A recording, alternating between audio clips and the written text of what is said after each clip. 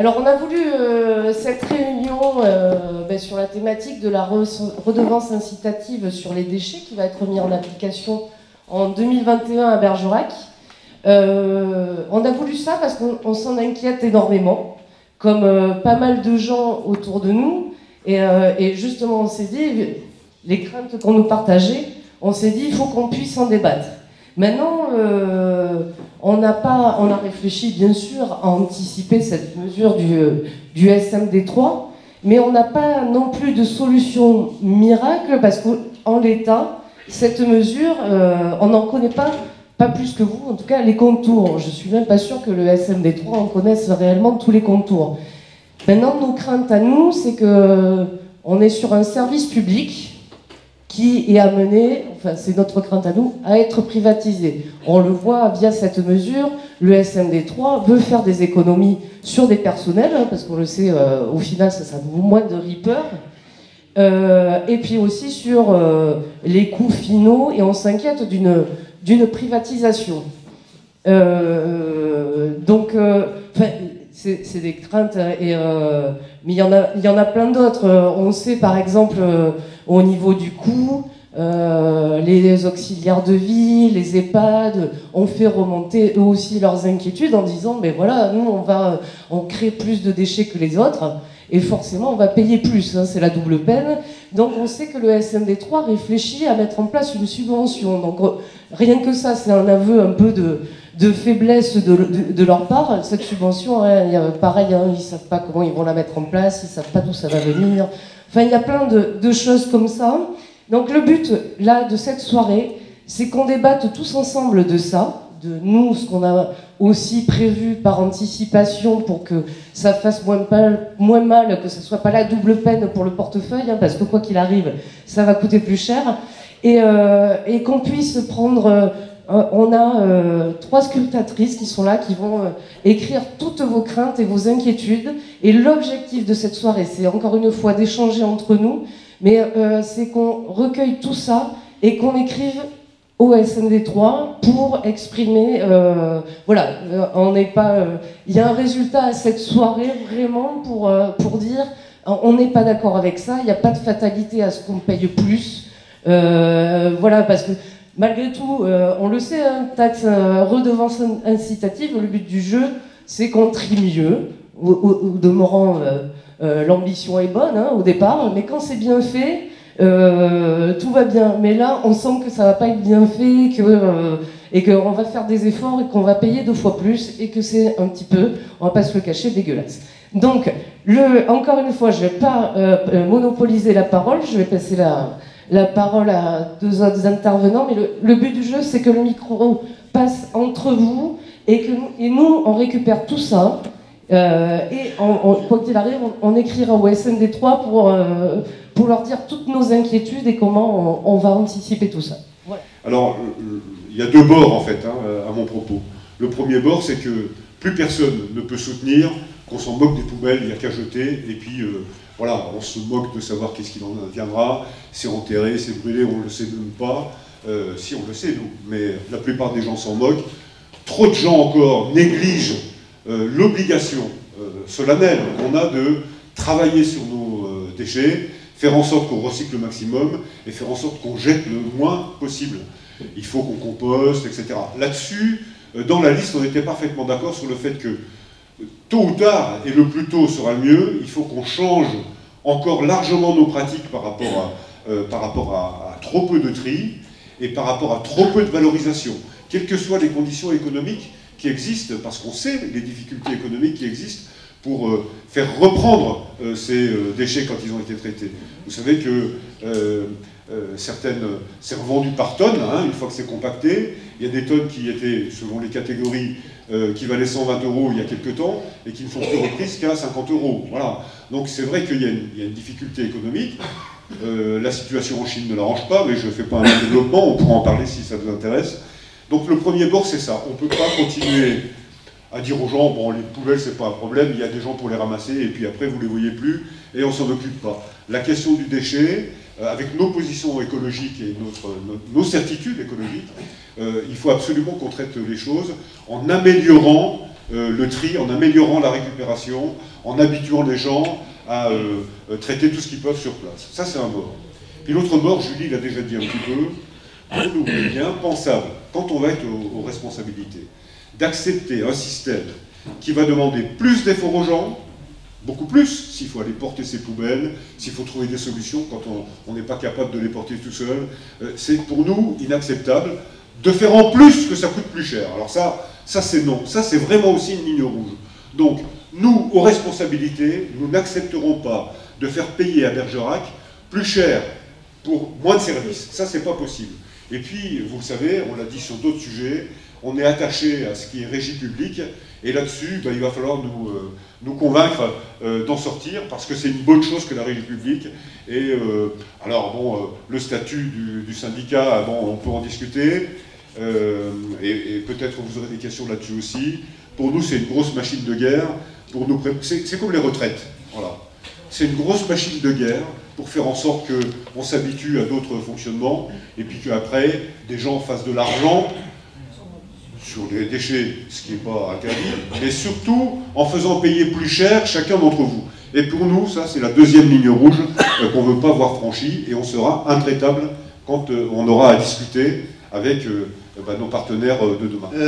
Ligne verte. Ligne verte, qu'est-ce qu'on fera? Guilhem a développé ce qu'on ne fera pas. Et effectivement, ce qu'on souhaite, c'est sortir d'un cercle, d'une certaine forme de cercle vicieux, hein, ce qu'il a très bien décrit. C'est demander plus d'efforts aux personnes, parce que le système qui va être mis en place va demander plus d'efforts aux personnes. Mais à l'heure actuelle, de ce qui ressort des tarifications, eh bien, ça coûtera plus cher. Ce qu'on veut, c'est faire des efforts, vous demander de faire des efforts lorsque nous serons à la ville, mais que ce soit un contrat gagnant-gagnant, c'est-à-dire que ces efforts soient récompensés réellement par une baisse des prix de la collecte et du traitement des déchets. Parce que là où c'est fait de façon intelligente, là où c'est bien fait, y compris sur la redevance incitative, qui est un levier qui peut être très bon lorsqu'il est bien fait, lorsque c'est bien fait, on voit que les volumes diminuent. À l'heure actuelle, l'ensemble des ordures, ce qu'on appelle les ordures, mais l'ensemble des déchets plutôt, l'ensemble des déchets, c'est environ 570 kg par an et par habitant. Sur la SMD3, on est à 600 kg, donc on est au-dessus de la moyenne nationale. Pas de beaucoup, hein, 30 kg, l'effort doit être facile à faire. Mais on doit aller sur ces 570 kg. Une part, c'est par exemple le dépôt de verre qui est rentré dans les mœurs pour la plupart des foyers. C'est aussi les apports de déchets verts dans les ressourceries. C'est aussi la déchetterie avec les différents quais qui existent, les quais de déchargement de différents déchets. Là aussi, c'est rentré dans les mœurs. C'est donc aussi tous les déchets végétaux. Déchets végétaux, je rappelle qu'on n'a pas le droit de brûler, même s'il y a plein de communes qui continuent à prendre des arrêtés municipaux pour dire que vous avez le droit de brûler de telle date à telle date. Non, non, même si vous êtes perdu au fin fond de la Cambrousse, vous n'avez en théorie pas le droit de brûler. Il y a bien d'autres méthodes pour traiter les déchets verts. Et parmi toutes les méthodes, il y a notamment le fait d'essayer de traiter au plus près des habitants les déchets verts, hein, par le broyage, qui peut être le broyage à domicile et qui va permettre là de pouvoir faire du compost directement, faire des broyats de végétaux, de branches qui peuvent être réutilisés dans les jardins, parce qu'il est assez stupide de se dire qu'on pourrait faire facilement du compost. Une ville comme Bergerac, vous avez vu, il y a quelques immeubles, il y a surtout beaucoup d'habitations individuelles. Faire du compost, c'est très facile. Et quand vous allez dans les déchetteries, dans les jardineries, pardon, vous vous rendez compte de quoi? On peut acheter du compost qu'on pourrait très bien produire. Donc on va porter nos déchets verts au lieu de les composter, porter nos déchets alimentaires au lieu de les composter, et puis on va acheter au contraire du compost. Donc là, il y a eu un gros effort de fait par le département aux alentours des années 2005-2010 environ. Je ne sais pas si les plus anciens se rappellent, hein, mais c'était la grosse mobilisation citoyenne dans le département contre l'incinérateur. Hein, on n'oublie pas qu'à l'époque, les incinérateurs, c'était des vrais souffleurs à dioxine, et avec tout leur lot de maladies, de malformations des gosses, et ainsi de suite. Et il y a eu cette grosse mobilisation citoyenne pour qu'il y ait un traitement en Dordogne des déchets qui soit fait par autre chose que l'incinérateur.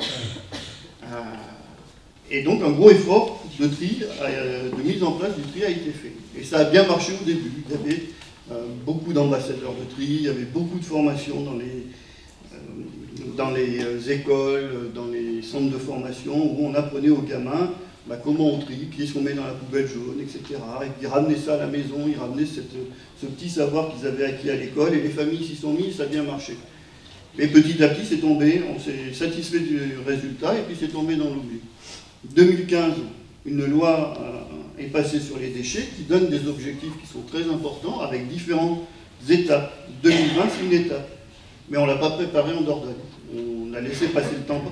Et on ne l'a pas préparé. Et puis brusquement, on se dit, tiens, c'est demain matin, donc c'est même aujourd'hui, 2020, et d'ici quelques temps, il faut qu'on ait fait des efforts importants sur la réduction des déchets. Et ce qu'on voit à l'heure actuelle, c'est qu'on devrait réduire l'ensemble du tonnage des déchets, mais on a augmenté sur les derniers chiffres qu'on peut avoir. Alors, on a augmenté en Dordogne, alors qu'on devrait passer de 600 kg à 530 en 2020. Bon, passer de 600 à 530, si on l'avait fait en 5 ans, c'était facilement faisable. Là, ça veut dire que déjà, on risque de ne pas respecter la loi sur ce plan-là. Mais il y a aussi des tas d'autres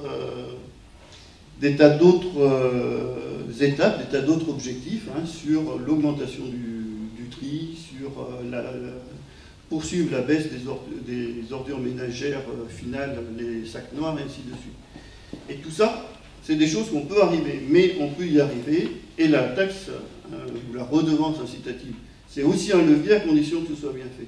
Ça veut dire quoi, bien fait? Ça veut dire déjà aller d'abord discuter, et un peu ce qu'on a fait pour notre programme, alors d'abord discuter avec les personnes, discuter avec les citoyens, et puis ne pas arriver à des choses qui sont complètement aberrantes. Tout à l'heure, en rentrant, je me suis arrêté à Mussidan, à côté de ces fameux récupérateurs, puisque c'est en train d'être mis en place, là, autour de Mussidan. Et je me suis dit, mince, si j'étais en fauteuil roulant, parce que j'ai le droit d'être en fauteuil roulant, et j'ai le droit d'avoir des poubelles achetées. Il va falloir mettre, je ne sais pas, un surélévateur pour personne en fauteuil roulant. Si j'étais une personne de très petite taille, encore plus petite que moi, c'est pareil, le truc il est en haut. Est-ce qu'on a pensé à ça? C'est pas évident. Est-ce qu'on a pensé aux familles qui ont des jeunes enfants, qui ne sont pas souvent les plus riches? Le volume des couches, c'est énorme. Est-ce qu'il n'y a pas là quelque chose de social à inventer pour ces familles? Est-ce qu'on a pensé à toutes les personnes âgées qui peuvent aussi avoir des problèmes d'incontinence? Chez moi, on dit enfant venin, enfant tornin. Enfant on vient, enfant on revient. C'est même pas toi qui cite.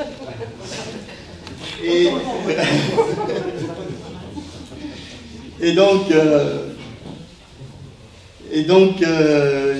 m'as fait perdre le fil. Voilà. Est-ce qu'on a pensé à ces personnes? Mais il y a des tas et des tas d'autres situations où on a l'impression qu'il y a un grand bricolage. Si vous allez sur le site du SMD3, la question, les assistantes maternelles, comment elles font? La réponse est, elles n'ont qu'à facturer en plus aux parents. Oui, donc ou alors les parents ont qu'à ramener les couches. Si elles ont plusieurs gamins, il va falloir plusieurs poubelles pour que chaque parent ramène les couches. C'est peut-être pas si évident que ça. Quid des gros consommateurs, quid des petits consommateurs, pour les familles par exemple, il y a deux systèmes, soit les fameux bacs, soit, et je pense que ça sera le cas pour la ville, mais on n'arrive pas à trouver l'info, alors on va continuer les collectes en porte-à-porte avec chacun notre poubelle, avec pareil un système pour comptabiliser le nombre de tonnages qu'on fait. C'est des bacs de 120 litres minimum. 120 litres, c'est ce que j'ai chez moi à l'heure actuelle. Quand on arrive à sortir 3 kilos tous les 15 jours, parce qu'on est un peu des intégristes à la maison, on est content, quoi. Donc, on va mettre en place un système qui va nous encourager à la rigueur à plus faire de poubelles si on veut vraiment rentrer dans le forfait. Il n'y a rien que dans le forfait. On est sur un système certes incitatif qui va permettre à ceux qui sont en fait ceux qui n'ont jamais fait aucun effort de tri à l'heure actuelle, enfin de le commencer, mais on n'est pas sur quelque chose qui est encore plus vertueux, Ce qu'on appelle un système performant, c'est de passer en sac noir à moins de 150 kg par an et par habitant. Ce système ne va pas le permettre. L'objectif même du truc, c'est même pas d'aller vers un système performant. Donc il y a un petit peu tout ça. Et je vais peut-être m'arrêter parce qu'on m'avait donné 5 minutes et je crois que j'ai déjà largement doublé le truc. Par hasard, cet après-midi, j'ai croisé un camion qui ramassait des déchets dans des sacs noirs et des sacs jaunes et qui chargeait tout sur la même benne. Alors, moi je veux bien qu'on incite les gens à trier les déchets, mais si ça part tout au même endroit et être enseveli, bon, et puis j'en avais déjà entendu parler par mon fils qui habite un quartier où il voit ça tous les samedis matins. Donc là, que fait le SMD 3 des déchets? On leur demandera. On leur demandera. Donc bon, il y a un côté vraiment là, hypocrite qui est un peu dérangeant. Et alors, réflexion par rapport à la taxe incitative. Moi, j'ai bien peur que des décharges sauvages se multiplient un peu partout parce que les gens ne vont pas payer. Dans ces décharges-là, puis le SMD3 aussi dans cette mesure, se décharge aussi d'une mission sur les communes. Parce que voilà, on va être confronté à plus de décharges sauvages, et derrière ça, c'est notre police municipale qui va être obligée de verbaliser. C'est une mission en plus, c'est une nouvelle compétence qu'il va falloir assumer. Et voilà, de jouer les flics, quoi. Enfin, et c'est dommage pour un service public. Et puis un petit mot là-dessus, bien sûr, on n'est pas dans une région de tourisme. Que vont faire les touristes avec leurs déchets, avec des bacs qui s'ouvrent que si on a une carte pour les ouvrir? Enfin franchement, on n'imagine même pas que ces gens-là puissent nous proposer un système où cette question qui vient immédiatement à l'esprit n'ait pas été traitée. Comment ils vont faire? Ils vont les mettre à côté, ils ne peuvent pas faire autrement. Donc ça va être sans arrêt sale, et on est à côté du résultat recherché, quoi. Et ce sera en été. Et ça sera en été en plus, oui. Oui, bonjour. Les déchets, pour ne pas en avoir, il faudrait peut-être ne pas en avoir quand on achète quelque chose.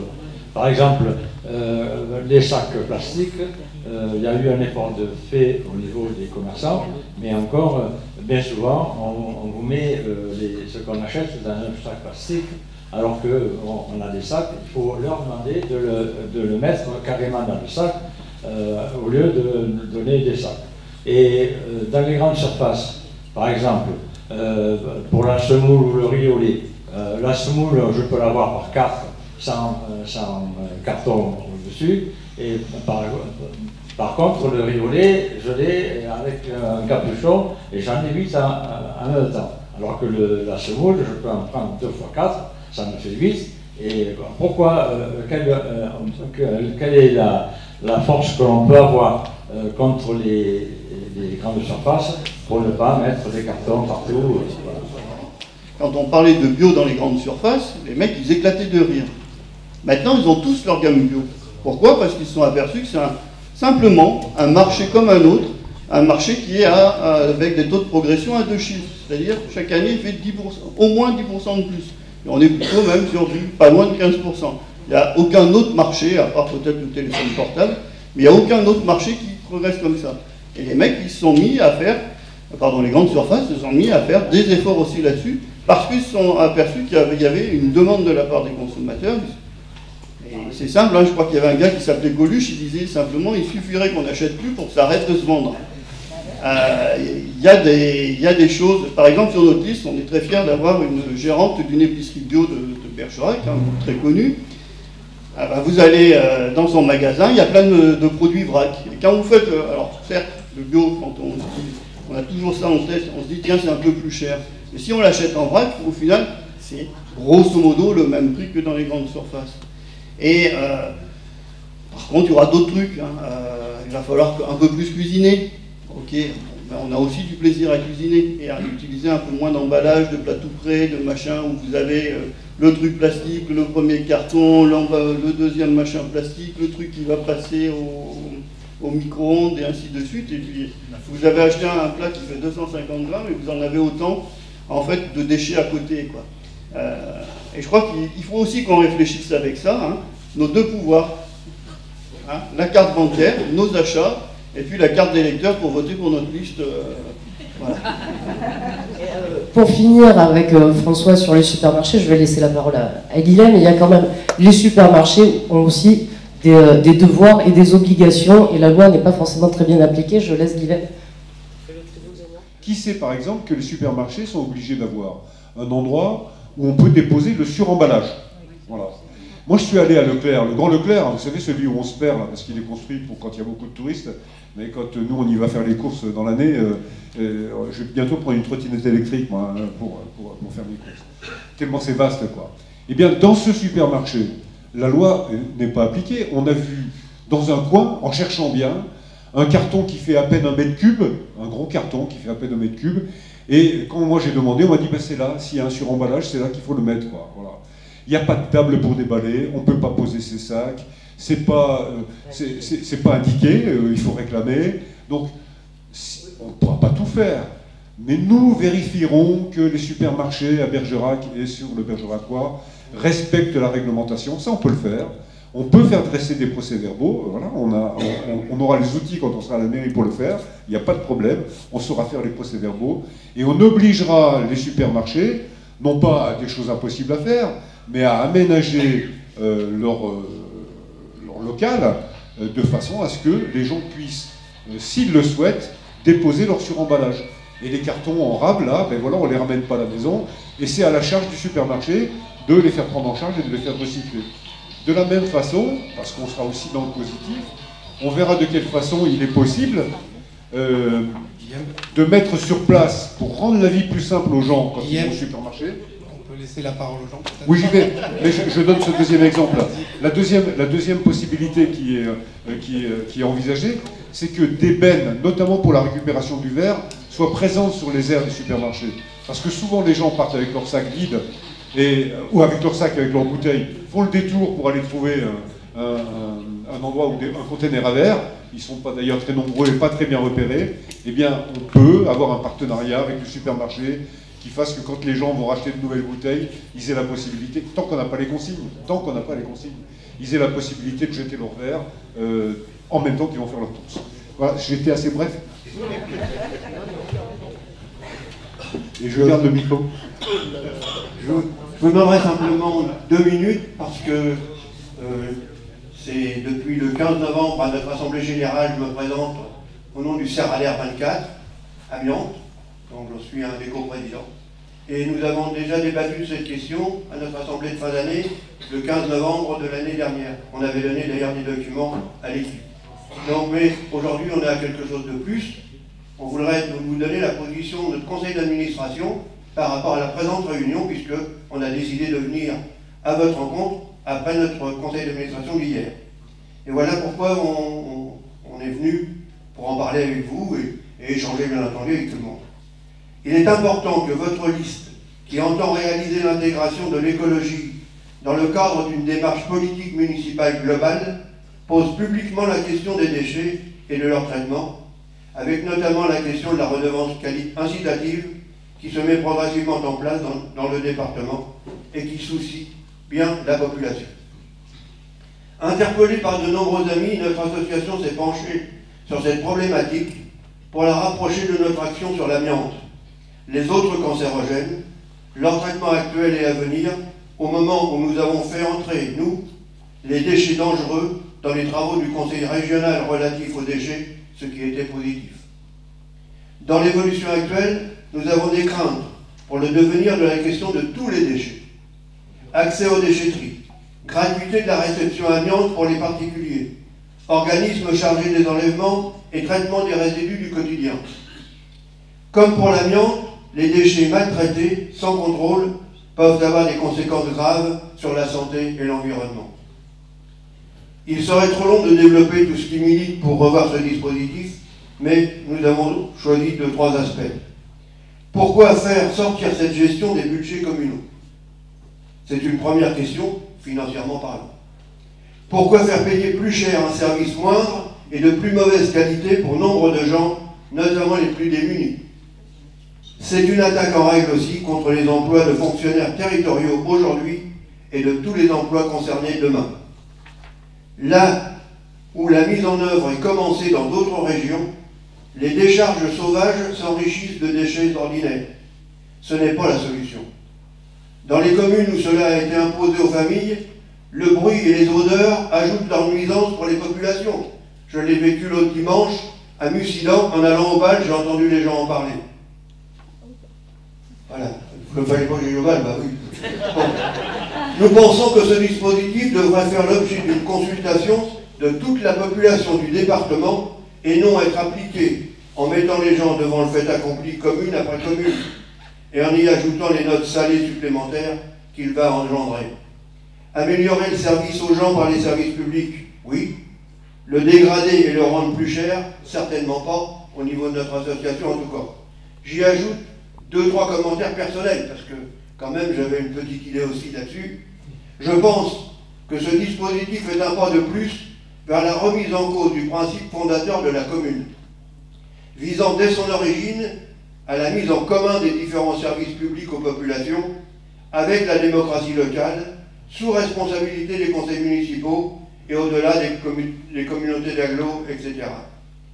Mais pour moi, c'est aussi actuellement la restructuration de tout un pan de l'économie publique, avec casse des emplois et renchérissement des services pour, une fois le mal fait, dans le cadre du public, le transférer au secteur privé. Comme pour tant d'autres services publics, je le dis souvent, on veut faire croire aux gens que c'est un service au public, alors qu'en définitive, nous voulons du service public, ce qui est complètement différent. Je termine en interpellant devant vous tous M. Germinal Perrault, qui, lors de la réunion de l'Arc républicain contre la privation de l'aéroport de Paris, nous a démontré l'importance de la démocratie et de ses services publics. Aujourd'hui, il a les moyens de nous démontrer son attachement à ces services publics.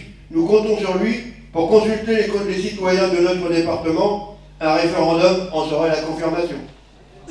Alors, pour rebondir sur le fait qu'il n'y ait pas de conteneurs dans les grandes surfaces, je traîne depuis un petit peu plus d'un an, c'est du mois de novembre, avec des gens qui sont en jaune. Et dans une petite ville, Montpons, pour ne pas la citer, ils ont eu ce constat aussi, et maintenant, ils déballent leurs affaires aux caisses. Ça ennuie la caissière, ça ennuie le directeur, et c'est en train de se mettre en place. Donc ça peut être une solution pour essayer de booster un petit peu ces grands lobbyistes. Pour préparer la réunion, donc j'ai pas lu la loi. J'ai un peu du mal à voir quel est le point, parce que visiblement il y a des choses qui vont changer. Si vous pouviez expliquer concrètement, dans le cas d'une personne, je ne parle pas d'une entreprise, qu'est-ce qui va changer. J'ai cru comprendre qu'il y avait des inquiétudes sur les paiements, sur d'autres choses, mais j'ai du mal à voir exactement ce que vous connaissez, que vous avez déjà pu apprécier, donc si vous pouvez nous en faire part. Par exemple, là je suis allé sur le site du SMD3, sur leur document qui s'appelle Rapport 2018. C'est le dernier qu'on peut trouver en ligne. Qu'est-ce qu'il nous explique? Qu'à l'heure actuelle, qu'en 2010, on faisait 120 000 tonnes de sacs noirs pour l'ensemble de la Dordogne, et qu'il faut réduire ça à l'horizon 2025 à 60 000 tonnes. Ce qui nous explique aussi, c'est que de 600 kg, tout déchet confondu en 2014, il va falloir passer dès 2020, c'est-à-dire dès aujourd'hui, à 530 kg, pardon, pas 530 €, mais aussi que parallèlement, les objectifs de valorisation pour, là aussi, 2025, c'est de passer à 65% de valorisation, et notamment la valorisation, c'est le tri, mais aussi l'ensemble des recycleries, des déchetteries ou des ressourceries, comme il peut exister celle qui a fait question de culture, par exemple, ou d'autres. Donc il y a des objectifs qui sont très ambitieux, mais on a juste l'impression qu'ils se réveillent depuis un an ou deux, et que pour gagner du temps par rapport c'est un peu l'histoire du lièvre et de la tortue, on se réveille trop tard, donc il va falloir accélérer. Et ils sont allés vers le plus facile. Allez hop, on colle la taxe incitative, et on espère que tout le monde va s'y coller. Et on verra bien comment ça fait. Mais on a vraiment l'impression, parce qu'on a fouillé un peu les dossiers, mais comme des citoyens, pas comme des spécialistes. Hein. On a fouillé les trucs, et même si on a été un certain nombre à y passer pas mal de temps, on a plus de questions à la sortie que maintenant. Quand on regarde un petit peu, même dans les chiffres du SMD3, il y a des trucs qui évoluent. Quand on écoute certaines interviews dans la presse, parce que c'est aussi un sujet qui a fait parler un petit peu, on s'aperçoit qu'un coup on nous parle de 12 levées, un coup de 16 levées, un coup de 18, un coup on revient à 14. On ne sait même plus, au final, quels sont les systèmes qui vont être choisis et mis en place. Bon, à l'heure actuelle, je suis incapable de dire réellement combien ça va me coûter pour mon foyer.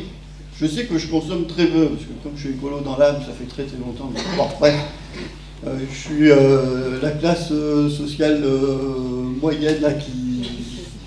Comment tu as dit tout à l'heure?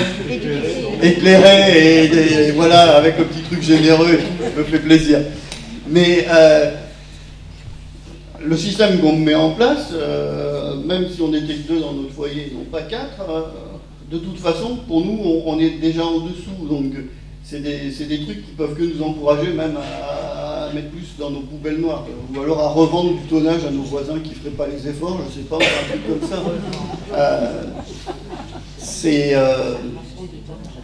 Voilà, il y a beaucoup de questions. Par contre, il y a des objectifs ambitieux dans la loi. Et le problème, c'est qu'on s'est un petit peu endormi sur nos lauriers et qu'on n'a pas avancé. Et là, il y a maintenant urgence à avancer. Les couches, bon, il y a des solutions. C'est pas compliqué, il faut revenir vers les années 60. Et on vivait bien en 1960, je me rappelle. On revient tout simplement, mais il faut passer... Non, mais il y a déjà... Je m'attire avec les pratiques. Je suis désolé, il y a des couches en coton qui sont super réutilisables.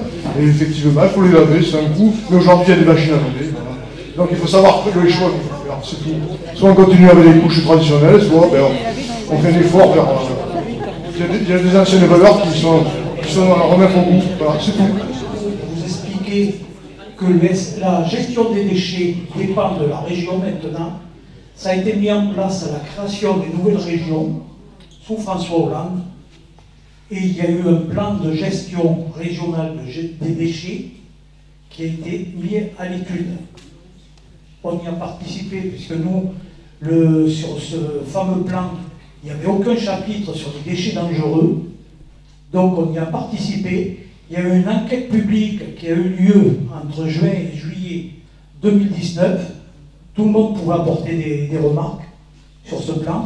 Et donc la gestion des déchets ne dépend plus de SMD3, mais elle dépend de la région. La SMD3 ne fait qu'appliquer ce qui est décidé à la région.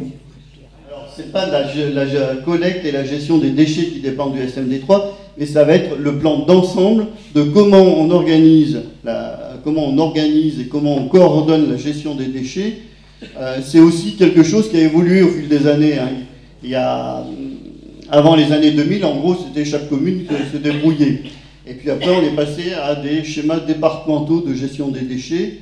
Et ça a été, en gros, je ne sais plus exactement, mais toute la période aux alentours des années 2000 et jusqu'à maintenant. Et puis avec la loi NOTRe, effectivement, et notamment avec la création des grandes régions, mais pas que, parce qu'il y avait aussi des choses sur ce qu'on appelle les compétences des régions, il y a eu c'est un grand plan, enfin c'est un schéma régional de gestion des déchets qui doit être mis en place.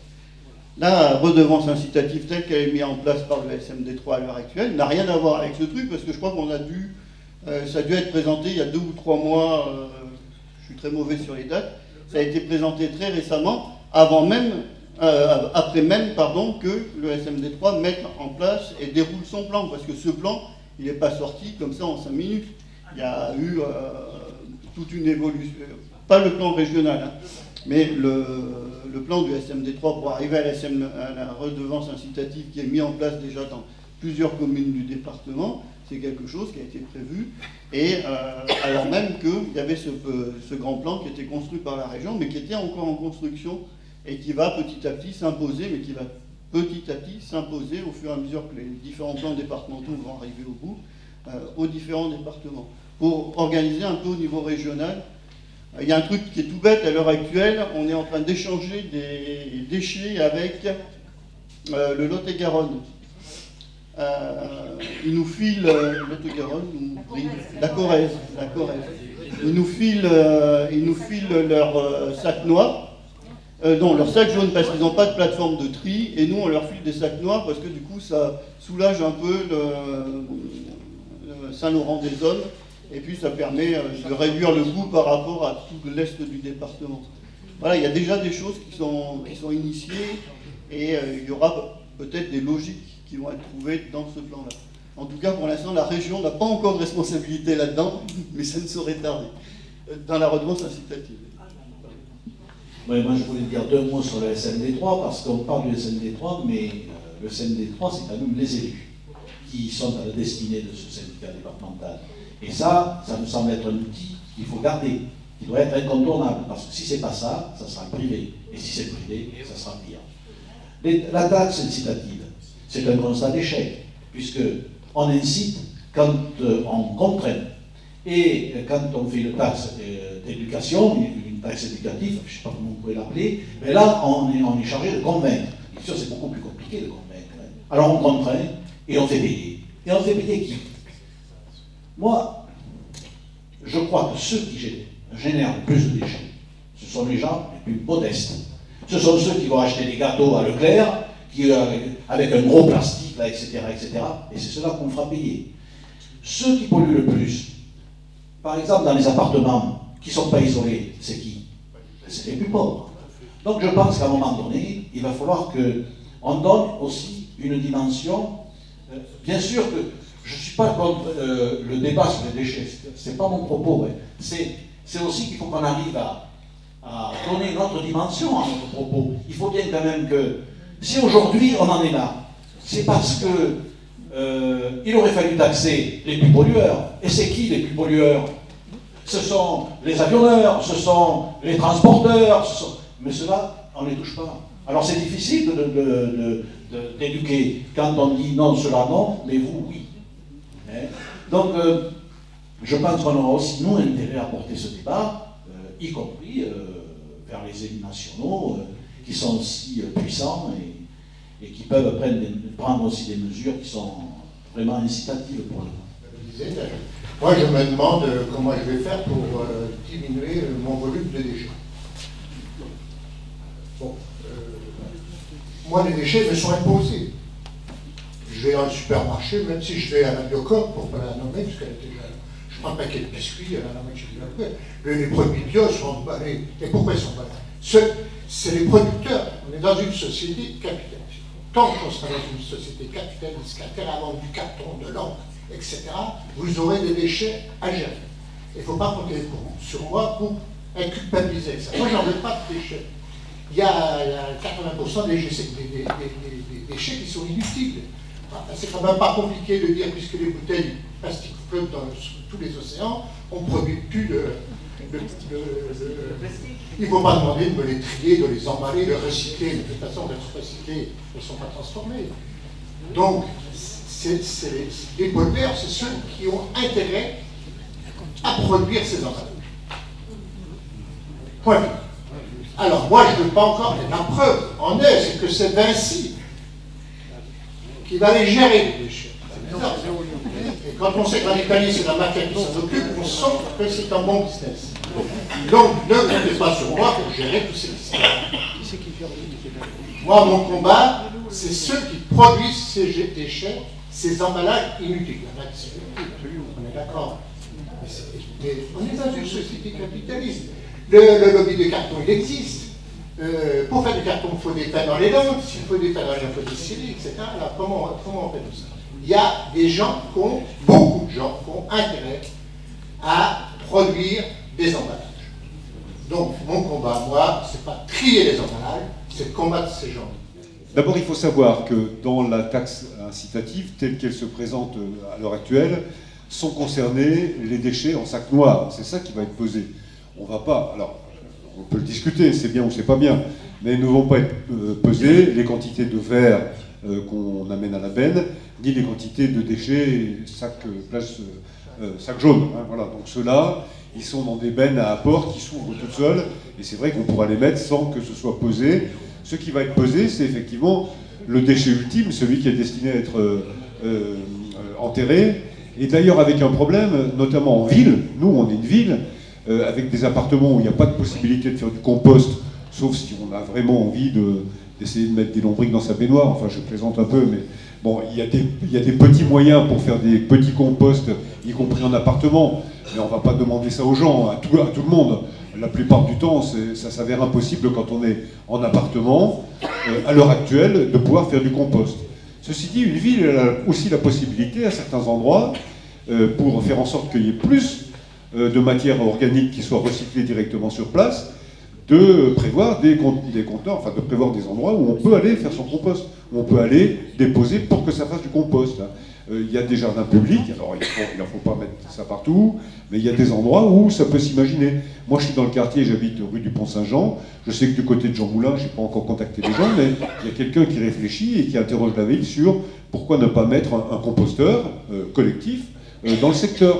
Ce sont des idées sur lesquelles on ne dit pas qu'on va le faire, on va étudier toutes ces possibilités-là. Il y a un point qui était intéressant là, dans ce que disait notre interlocuteur là, tout à l'heure, c'est qu'il est possible de faire une taxe incitative uniquement positive. Tel que c'est prévu à l'heure actuelle, qu'on jette ou qu'on ne jette pas, on a un forfait. Voilà. Ben moi je crois qu'on pourrait réfléchir, je ne sais pas si c'est la bonne piste, mais il faut qu'on sorte toutes les idées. On pourrait dire que celui qui ne produit pas de déchets ne paye rien. Et puis celui qui produit un tout petit peu de déchets, il paye un tout petit peu. Et puis celui qui produit beaucoup de déchets, eh ben, il paye beaucoup. Et pour prendre en compte la dimension sociale, et moi elle me touche beaucoup, qui était donnée, eh bien nous on est déterminés si on va, quand on ira à la mairie, de rétablir des ambassadeurs de tri, de s'appuyer sur l'éducation à l'école, les enfants ils sont merveilleux pour ça. Voilà. Moi j'ai habité dans un autre département, il n'y avait pas de tri, on devait remettre les bouteilles en verre à la poubelle. Et mon gamin qui avait 6 ans, qui venait d'un endroit où on triait, il m'a dit mais papa, on va quand même pas remettre les bouteilles à jeter et à recycler. Ils sont vachement sensibles. Donc il y a des solutions. Voilà, je ne vais pas plus loin, mais on peut les explorer ensemble. Oui, alors ce que tu as déjà dit ce que je voulais dire, je ne comprends pas l'histoire de la proportionnalité. Parce que pourquoi un forfait? Pourquoi ça se limite à la proportionnalité commence à partir d'un seuil? Pourquoi il y a comment ça s'appelle le forfait, les 24. Le forfait, oui. J'arrive pas à comprendre. Il faudrait que ce soit totalement proportionnel d'un bout à l'autre, parce que justement, ceux qui sont pénalisés, c'est ceux qui font vraiment le boulot, qui ont vraiment très peu de déchets. Ceux-là, ils payent le forfait. Moi, je trouve ça inadmissible. Moi, je ne sais pas non plus comment je peux réduire encore moins. Je fais le tri depuis des années. Je laisse tous mes emballages depuis presque 8 mois maintenant au magasin. Tout ce qui est emballage, carton, donc je comprends très bien. Je sais que c'est pas ça qui va taxer. C'est une façon de dire, bah non, je ne veux pas. Ils n'ont pas atterri chez moi, quoi, tout simplement. Et donc je suis en appartement. Je fais partie des plus démunis, en fait. Je suis en ASS. Et je refuse cette taxe, j'appelle punitive, hein, j'appelle pas incitative, sous prétexte d'écologie ou... Et donc oui, alors moi je pensais effectivement à des composteurs, pas un, mais à des composteurs dans les grandes villes comme Bergerac. Après, quand on est dans des petits patelins où on a un petit jardin, ça va, ça le fait, mais moi je veux bien réduire encore plus, mais j'ai pas de composteur. Et moi je me vois mal garder pendant 15 jours mon sac de poubelle avec mes déchets de crevettes, ou si j'ai moyen de retraite, mais voilà, des trucs odorants en plein été, quoi. Et donc ouais, il y a des trucs... Non, pas pour, oui, pour le compostage. Moi, je propose de la solidarité organisée auprès des gens qui habitent dans l'appartement. Moi, j'ai un petit jardin, j'ai 2 poules. Je veux bien accueillir les déchets de quelqu'un dans mon jardin. Si d'autres proposent la même chose, c'est aussi une solution. C'est pas la solution, mais ça peut en être une. En plus des composteurs répartis dans la ville. Une ville comme Dijon a des compostages dans la ville aussi. Donc, c'est possible chez nous. J'aime bien ce qui vient d'être dit, parce qu'on parle du composteur, on parle de solidarité, on parle d'écologie urbaine. Il y a plein de villes qui ont inventé des tas de trucs, comme les jardins partagés, comme les incroyables comestibles. Il y a même à Paris, ils autorisent les personnes qui ont un petit projet à utiliser des petits terrains municipaux où il y a parfois que 5 mètres carrés pour pouvoir planter 3 pieds de tomates, 2 pieds de courgettes, et les gens viennent et travaillent ensemble et on retrouve de la solidarité autour de cela. Et il y a des choses qui sont sympas. Et effectivement, partir d'un composteur, soit en ville, soit chez des volontaires, et puis de développer des projets comme ça, même pas de solidarité, mais de cordialité en ville, c'est des choses qui sont importantes et qui sont aussi à travailler. Et c'est vrai que la richesse des échanges, de ce que vous apportez les uns les autres, qui nous a animés jusque-là, c'est quelque chose qu'on essaiera de continuer lorsque nous aurons les manettes, comme dit Guilhem, parce que y a plein de choses qui naissent aussi de cela.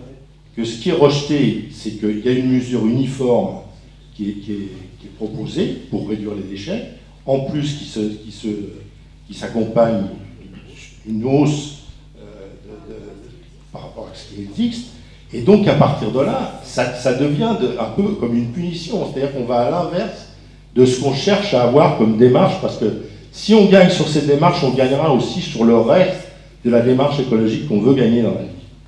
Et c'est sûrement à partir de ça. Et ça demandera sûrement beaucoup à ce qu'on a déjà avancé quand ça est venu dans le programme, que quartier par quartier, comment on gère cette question et comment, à partir de là, l'équipe municipale peut avoir non pas une mesure uniforme, mais un objectif uniforme qui est de réduire les déchets en s'appuyant sur chacune des espaces qu'on va construire pour pouvoir les réduire à partir de ce que chacun est capable de faire. Il y a vraiment une nécessaire pause à faire dans cette mise en place de redevance incitative qui n'a que le nom d'incitative.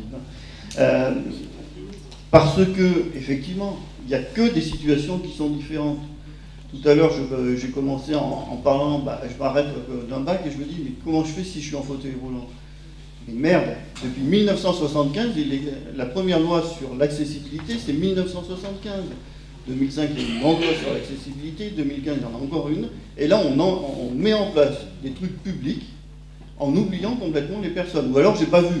Mais bon, je dis que je vais peut-être plus bête que les autres, mais comment se fait-il qu'on n'ait pas pensé à ça à un moment, quoi? Alors même que, en matière d'accessibilité, des services publics, des bâtiments publics, des voiries, il y a des choses qui s'appliquent.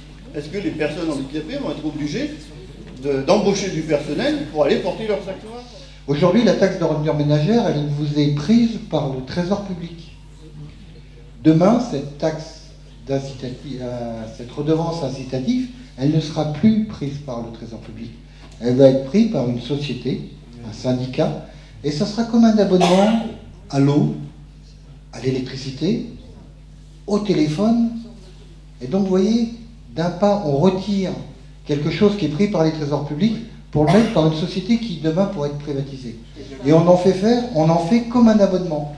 Alors, cet abonnement, j'ai essayé de chercher à quelle sauce j'allais être mangé. Donc, moi, c'est 2 personnes. J'ai pas le camion poubelle qui passe à ma maison, il faut que j'aille au bac. Donc j'ai regardé vaguement dans leur site, 2 personnes. Alors ils donnent des fourchettes. Alors comme je suis un petit peu contre, je vais forcément vous donner les fourchettes hautes. Donc avec la fourchette haute, je suis à 180 € pour 24 ouvertures. 24 ouvertures, ça veut dire une fois tous les 15 jours. Ce qui fait 7,50 € ouverture. Et après ils disent, mais ils ne précisent pas que la 25e ouverture coûtera plus cher. Ça veut dire quoi? Coûter plus cher, 7,50 € ou 15 €? Alors si je prends 7,50 € et si je veux déposer mes ordures une fois par semaine, ça va me coûter 360 €. Et si je prends une taxe vraiment incitative, c'est-à-dire que la 25e ouverture est à 15 €, ça m'amène à 600 €. Donc vous voyez ma petite fourchette, si je veux me déposer mes ordures toutes les semaines, 360, 600. Voilà, comme quoi, vous voyez, on peut être écolo et parler d'argent. J'ai eu le malheur d'acheter des crevettes hier pour mes petits-enfants qui sont en vacances. J'ai dit, qu'est-ce que tu as fait là? Il faut attendre mardi prochain. Donc je suis parti sous la mandature de Michel Manet. Vous avez connu Daniel Garrigue, Dominique Rousseau, Daniel Garrigue, et bientôt Julie Tégérizot, on l'espère tous. Donc, j'ai rencontré une dame charmante sur le marché, samedi, Madame Lacour ou Delcourt. Voilà, on en a parlé, c'est elle qui m'a invité. Vous voyez, si ça m'a intéressé. Parce que je ne sais pas du tout ce qui va se passer, puisqu'on avait quand même la maison, on venait de temps à autre, on faisait bien gaffe de sortir la poubelle le mardi soir, le lundi soir pour ne pas le louper.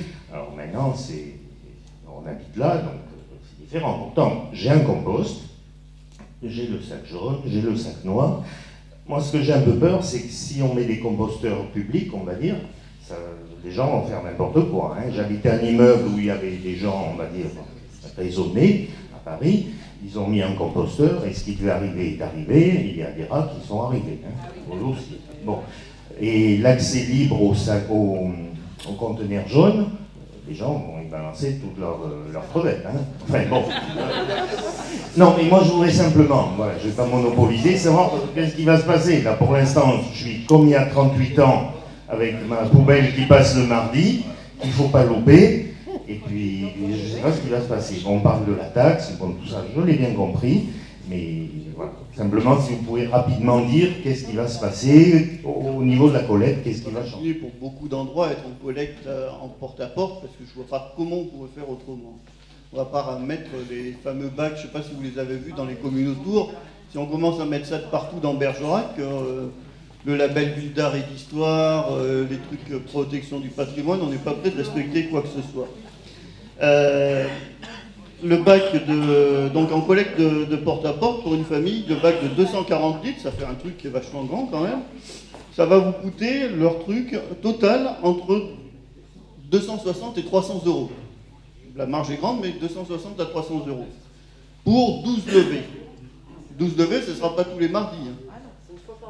Ça va faire tous les premiers mardis du mois. Voilà. Et puis si vous voulez le sortir plus souvent, ça va vous coûter, levée de bac supplémentaire, entre 11 et 12 euros. Ça va faire cher le kilo de crevettes. Hein. Ou alors il faut prévoir les crevettes une fois par mois, le lundi précédent, la levée. Voilà. Alors j'ai pris l'exemple le plus cher. Hein, je reconnais, j'ai pris l'exemple le plus cher sur leur petit truc.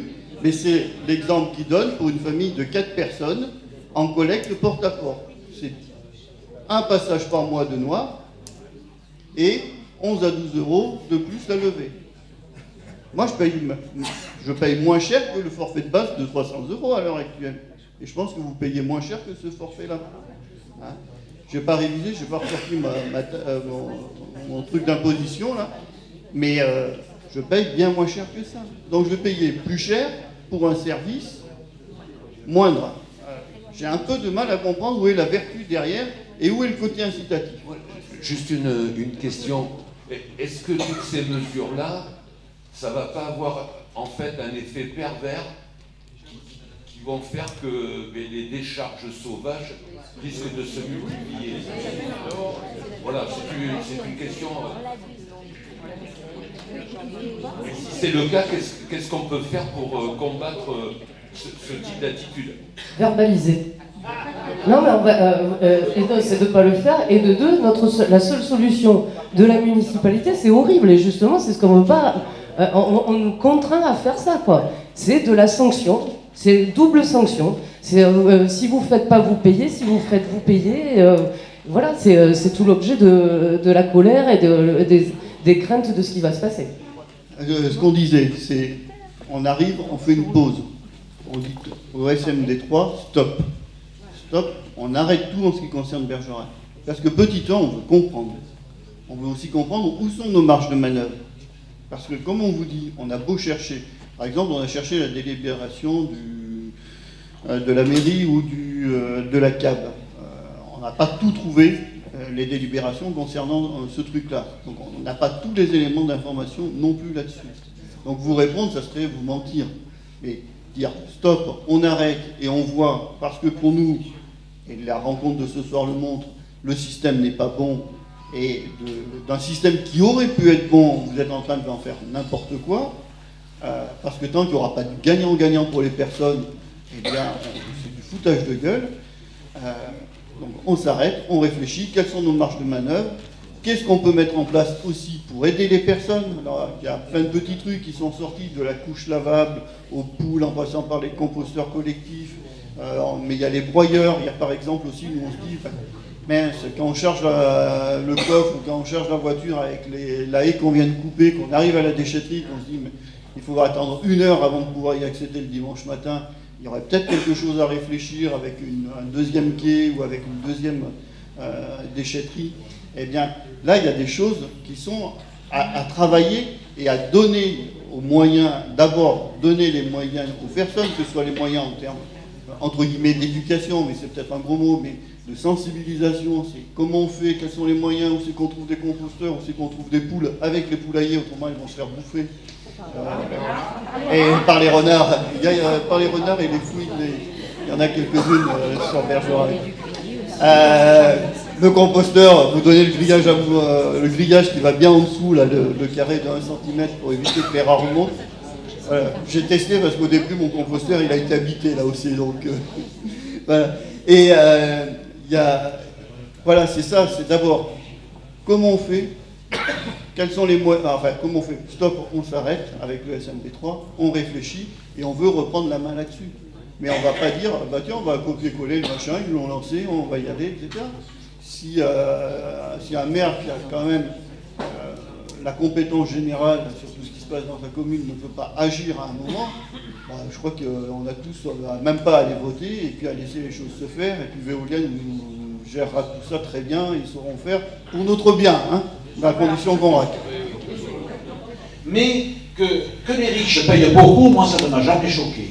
Mais que les pauvres payent beaucoup, ah ben là oui, ça c'est choquant. Donc il va bien falloir qu'on trouve, et ça va être et faire une consultation, parce qu'on en a parlé, vous en avez parlé, les premiers d'ailleurs, sur la consultation. Là, c'est quand même un enjeu. C'est là qu'il faut qu'on fasse des consultations. C'est là qu'elle prend tout son sens. Voilà. On a beaucoup d'argent qu'on peut se comporter comme un dégueulasse. Voilà. C'est-à-dire que les gens qui ont beaucoup d'argent, il ne faut pas non plus qu'ils négligent, voilà. Tout n'est pas permis, quoi, hein, puisque on est aussi sur cet objectif de réduction des déchets, il nous est cher aussi, quoi. Donc de ce point de vue-là, on est participant. Puis ce que je voulais dire, c'est, quand on va être élu, et si on intègre, il faut voir si c'est pas déjà fait, mais si on intègre ce syndicat, on est forcément représenté, on pèse quelque chose dans le conseil d'administration, et on ne laissera pas faire n'importe quoi, et on sera aussi, parce qu'il faudra bien, fédérer les maires avec nous pour des solutions plus intelligentes. On ne désespère pas de rendre intelligent le SMD3. Hein, voilà. Je vais vous parler brièvement d'un déchet qui tue, voilà, à travers le monde, qui tue notamment en France, pour parler au niveau local, c'est l'amiante. Voilà. Et ce déchet, à travers un projet que mène un collectif où il y a le CERADER qui fait partie de ce collectif, il y a la CGT des cheminots de Périgueux qui fait partie de ce collectif, il y a la CGT Eurenco qui fait partie de ce collectif, et ce projet-là, à travers le projet que le CERADER nous a fait parvenir, Julie Dégérizeau a impulsé ce projet de façon à le rendre viable et crédible. Il faut savoir juste que ce projet de neutralisation de l'amiante, et si vous regardez auprès de chez vous, autour, très certainement qu'il y en a, ce projet-là, il faut savoir qu'une fois que l'amiante, à travers un processus chimique, est neutralisé, l'avantage de ce projet, c'est qu'on peut réutiliser le déchet de l'amiante neutralisé. On peut revaloriser le déchet. Voilà. Je vais reprendre les propos d'Anselme. Donc déjà, la torche à plasma, elle fonctionne encore. Non, ils ne vont pas l'arrêter. Non, il y a un investisseur qui est dessus. Ils veulent prendre le procédé pour l'installer en Chine.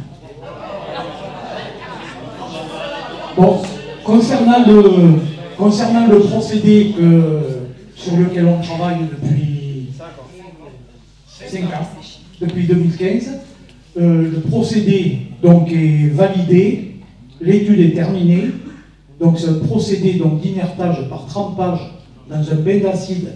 Alors, après plusieurs études, ils sont arrivés à utiliser de l'acide chlorhydrique qui n'a pas besoin de classement Céveso pour son utilisation.